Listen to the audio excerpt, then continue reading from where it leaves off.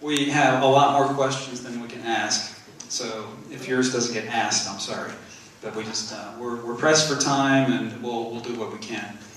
Okay, so question number one. Actually, okay, I guess we'll... You might want to use the fixed mic to ask the questions and then give us the... Yeah. Wearable mic.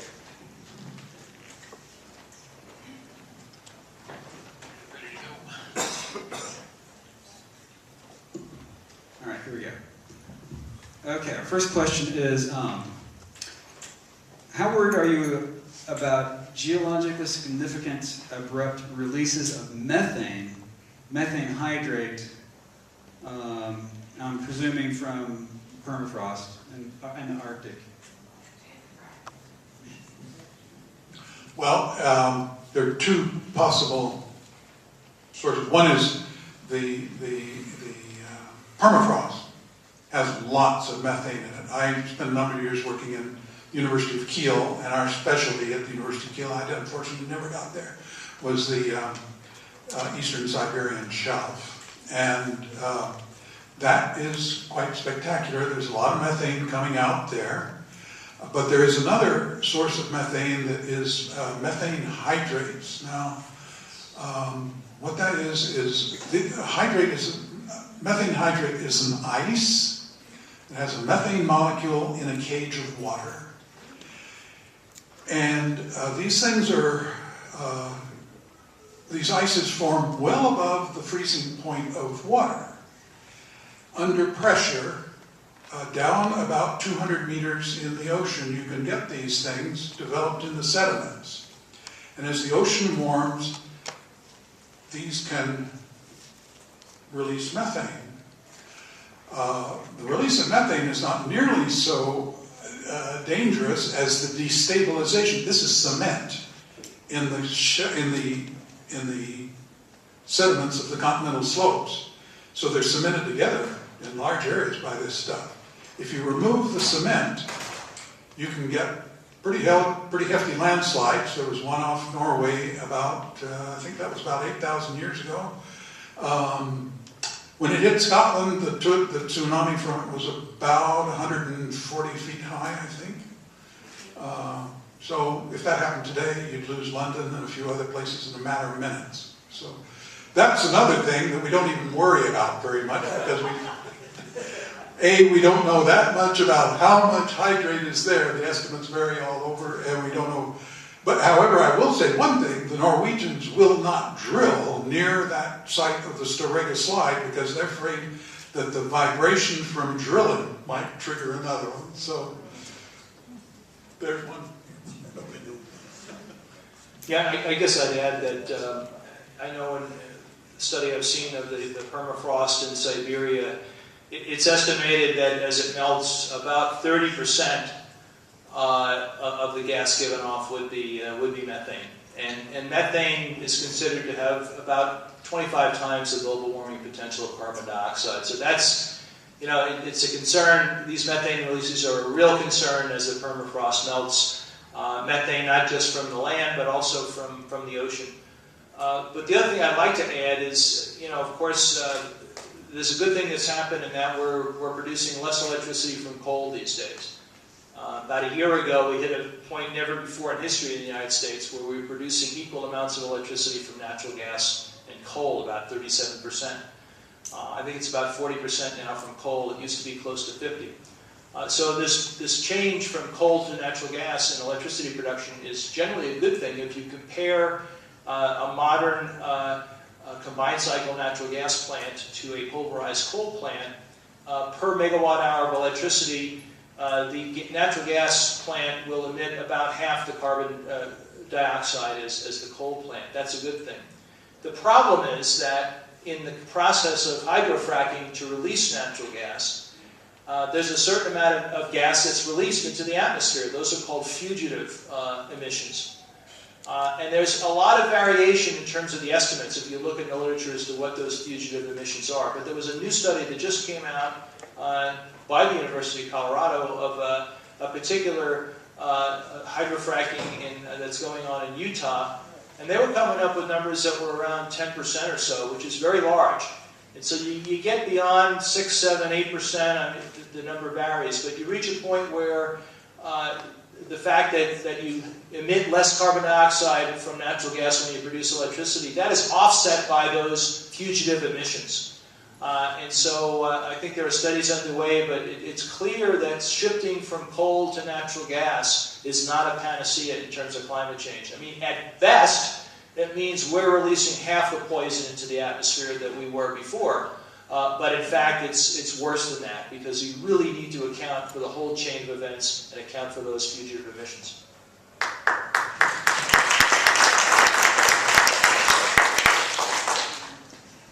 Okay, next question is, how does a project like the Keystone XL pipeline play into the overall picture of climate change?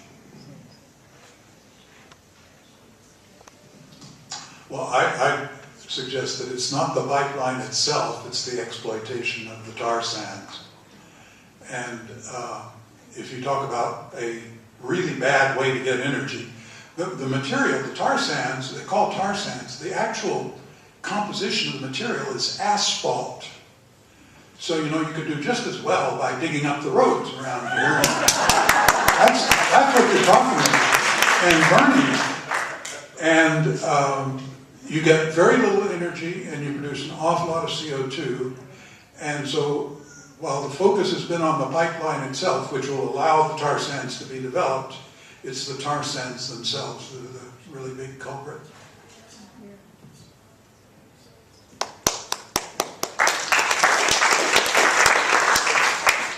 Oh, incidentally, the way that works, I think there's only 10 people who benefit from there's 10 owners of the whole thing. It's not a big stock company that pension plans are invested in or anything else. You're just looking at making a few people very wealthy. Well, also from the articles I've read about it, I'm certainly no expert in this area, but it appears that if Keystone is built, that oil is going to basically flow down to the Gulf and off to other countries. It's not really going to benefit the U.S. Okay. Chuck, I think this might be one for you. What can we do to combat climate change denial?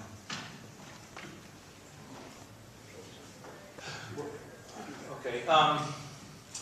You know, I have to say that I think that, you know, people talk about why we're not doing more about climate change. And certainly there are a lot of things. I mean, it's a lot of people view it as more of a future problem.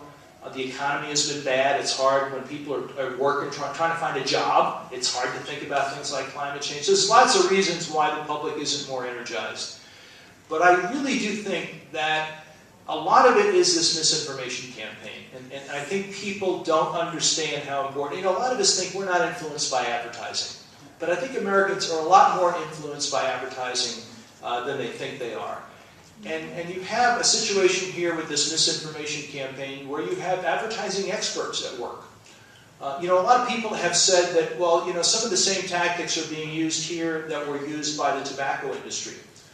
It's actually not just the same tactics. In some cases, it's these same people.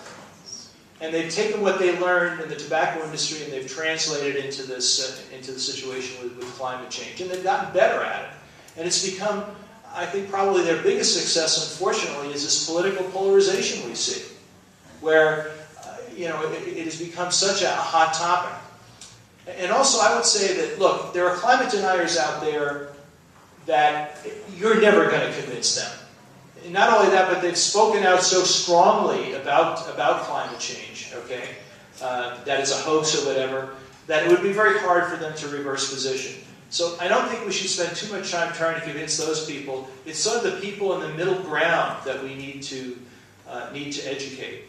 And the other thing, too, is I think the biggest impact of this misinformation campaign is that people who know better, who understand that climate is a problem, have been reluctant to speak out about it because they know immediately they'll be attacked, that you know they'll alienate a good part of the audience, and I think we need to get beyond that. And then finally, I think scientists need to do a better job. I think people in the scientific community, they're up against communications experts, and scientists are not communications experts. And I think at some point scientists have to recognize, you know what, it's not enough to get the data out there. We have to learn better how to communicate it to the public. So I think all those things have to be addressed.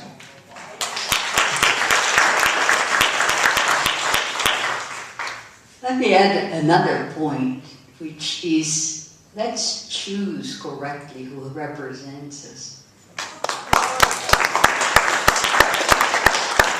That is the place where we have the influence. And so many mistakes are made, and it is global. Problems of corruption, to some extent, those are similar to corruption kind of problems. So the more these people are, in fact, understand more issues and are able to differentiate, the better off all of us will be.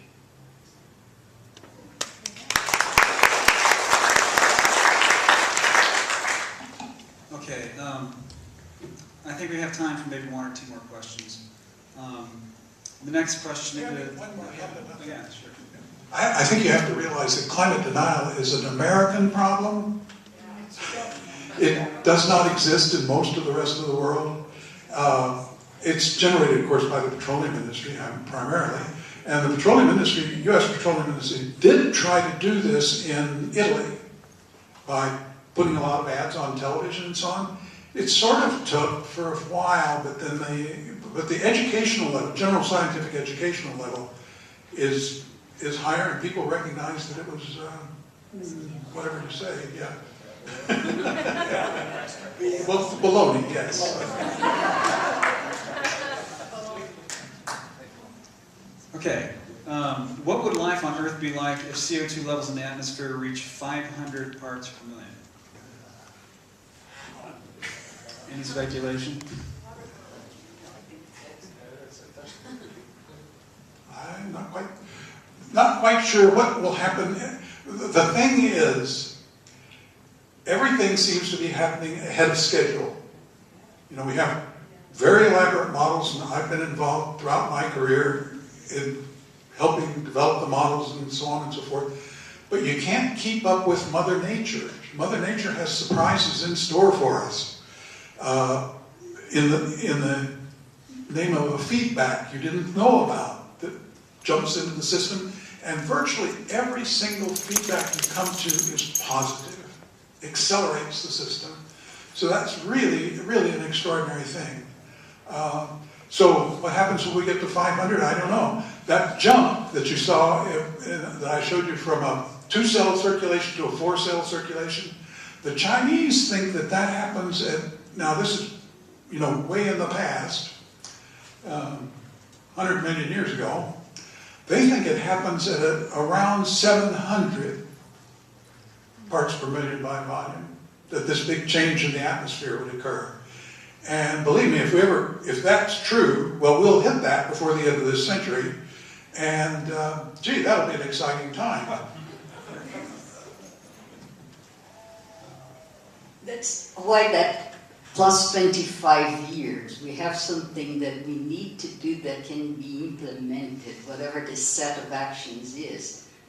If we continue the way we are now, we will have used all of our allocation of carbon dioxide by 2035, 2040, if we do not turn down that rate. So if we just stay at that level, we'll need every single technology, all the carbon sequestration in the world, to turn it down after that. There are some scenarios you can run those. It's possible to turn it down, okay? But you have to be prepared to do it. Yeah, you've seen targets like 2 degrees Celsius temperature rise, or leveling out at 450 parts per million or 500 parts per million. The latest IPCC reports I've seen, we spent a lot of time talking about leveling out at 450. The reason the organization 350.org began was Jim Hansen and his colleagues in 2008 came out with their targets paper. And that basically said that really to preserve this planet, to be anything like the one that civilization developed on, in fact that all life developed on, we need to get back below 350 parts per million. And more recent studies have argued, you know what, we really need to get back to where we started. We need to get back to 290, 300 parts per million. That's where we need to be. And so, I mean, that's obviously an enormous challenge, but we're heading into a different planet. You know, as Bill said, you know, people are now calling it the Anthropocene. That in fact we're now at a state where none of these orbital parameters matter anymore. We're controlling the climate. We're taking it out of a regime that would occur naturally, and we need to get back to the nice.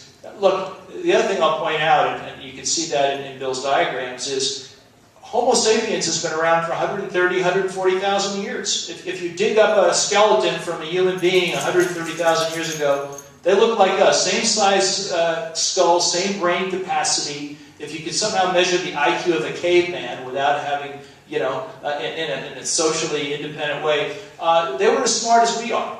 So why were they hunter-gatherers for tens of thousands of years? Why is it only in the last 6,000, 7,000 years that we developed agriculture in river deltas and that we created permanent cities? It was because of this unusually steady climate that we've had. Steady sea level, steady temperatures. We're taking ourselves dramatically out of that regime. We need to get back to that.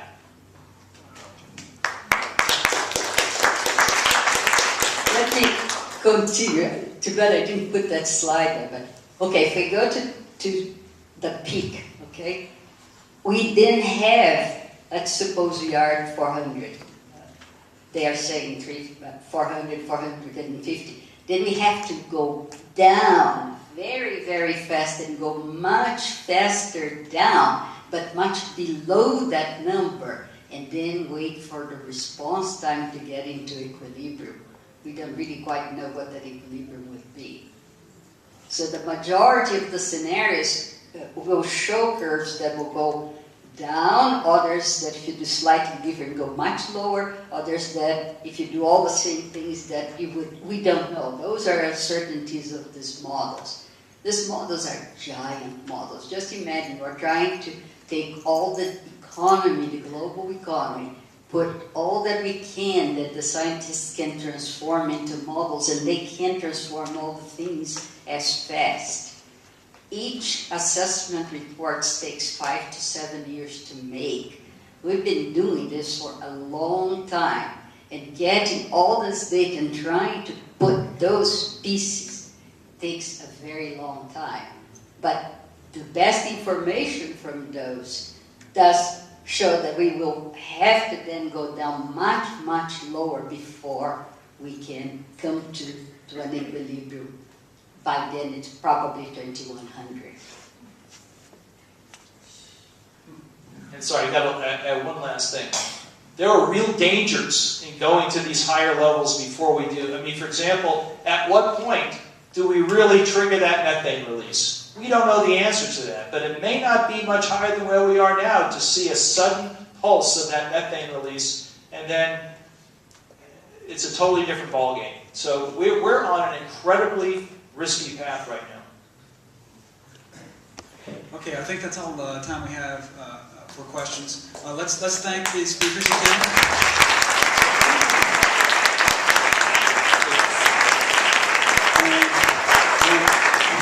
One more item. We do have another event that's scheduled for Wednesday, August 28th. It's the Colorado Climate Change, Drought, Wildfire, and Environmental Health event. It's scheduled for Wednesday, August 28th. There's a sign-up sheet at the check-in table. Owen Perkins, who's running the camera here, is in charge of this event. And you can email him at owenperk, OWENPERK @AOL.com for more information. So I just want to get that in before we quit. Thanks very much, everyone. It was a great. What's that? Just one thing. If you would like a copy of that presentation, I can send you one on the internet. If you look up my name, use the University of Colorado website to look up my name and my email address, and send me a note, and I'll send you the presentation. Well, maybe Jim could provide all the presentations. Can you do that? Yeah, that's, Yeah, we can, we can find an FB site, and you can just let them know, and we can put all of it together in Sure. an FB site, rather than just whole. That's, okay, we'll, or we can I- put it in some place, but that would be, okay. oh, a Dropbox, yeah. Yeah, I guess if, did you guys submit email addresses, right? Didn't you? Okay. Okay, so The for, email list is right, yeah. okay, so for the people that we have email addresses for, Those are huge presentations, so it Yeah. would be best if you hold it yourself instead of Yeah. sending. Most of your mail will not receive all three together. we will try to get something out to you that tells you how to get to it. Okay, thanks everyone.